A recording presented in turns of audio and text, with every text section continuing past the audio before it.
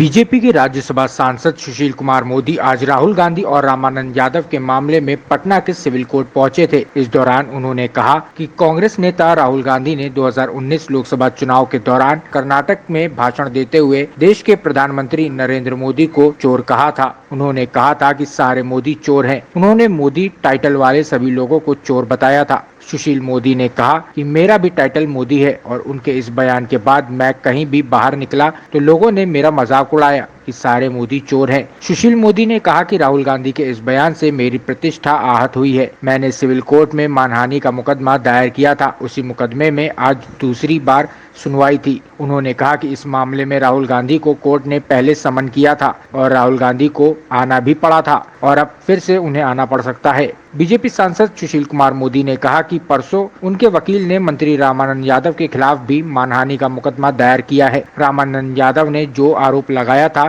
कि सुशील मोदी ने मॉल बनवाया, वह आरोप बिल्कुल बेबुनियाद है। इसलिए उनके खिलाफ मानहानि का मुकदमा दायर किया गया है, जिसमें कोर्ट से आग्रह किया गया है कि रामानंद यादव के खिलाफ वारंट निर्गत किया जाए और उनको कोर्ट में हाजिर किया जाए। साथ ही इस मामले का ट्रायल भी किया जाए और रामानंद यादव को सजा सुनाई जाए। 2019 लोकसभा चुनाव के दौरान कर्नाटक के कोलार में भाषण करते हुए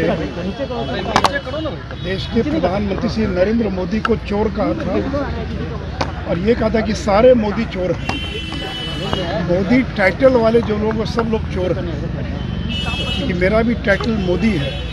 और उनके इस बयान के बाद मैं जब सचिवालय गया या कहीं बाजार में गया तो लोग मेरा मजाक उड़ा रहे थे कि सारे मोदी चोर हैं।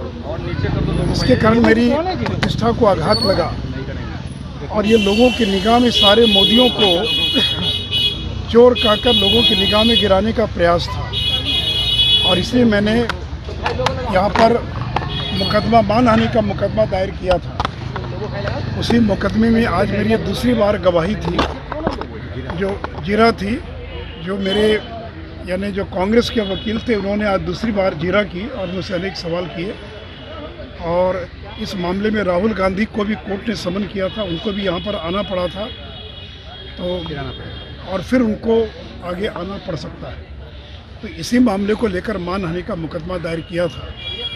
उसी प्रकार परसों मेरे वकील ने मेरे बिहाफ में श्री रामानंद यादव के खिलाफ भी मानहानि का मुकदमा दर्ज किया, क्योंकि बिहार सरकार के खान एवं भूतत्व मंत्री श्री रामानंद यादव ने मेरे ऊपर आरोप लगाया कि लोदीपुर पटना और सब्जी बाग में जो खेतान मार्केट और जो लोदीपुर मॉल बन रहा है, वो मैंने डिप्टी सीएम रहते हुए क्रिश्चियन मिशनरी की ये ज़मीन थी जिसको ज़बरदस्ती कब्जा कर और मैंने मॉल बनवाया।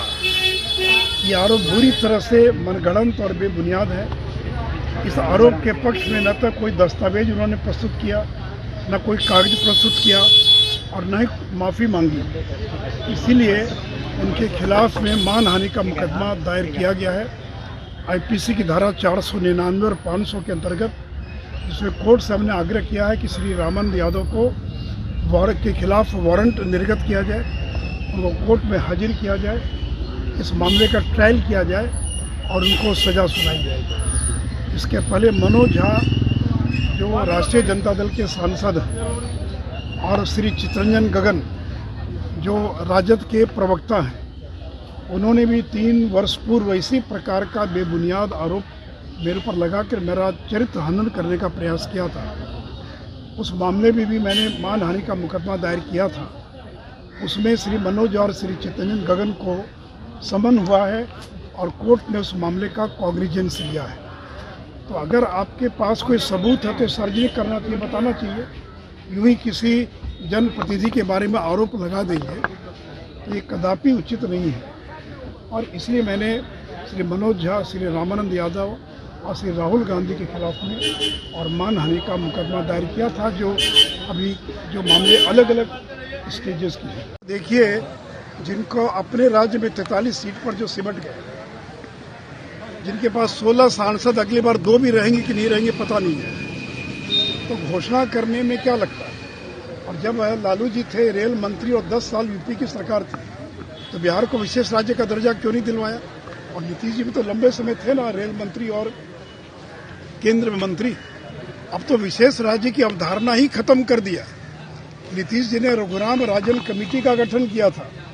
उस रघुराम राजन कमेटी ने ही यह कह दिया कि स्पेशल कैटेगरी स्टेट की अब आवश्यकता नहीं, अब तो देश में कोई भी राज्य नहीं है। तो इसलिए कुछ न कुछ बोलते रहना, मीडिया में बने रहना, पब्लिसिटी मिलती रहे। और नीतीश जी जिस प्रकार की भाषा का प्रयोग कर रहे हैं वो बहुत ही आश्चर्यजनक है। प्रशांत किशोर को तुम ताम की बात तुम ताम से संबोधित कर रहे हैं, आरसीपी सिंह को तुम ताम कर रहे हैं, अंड बंड, कल गधा शब्द का प्रयोग कर दिया।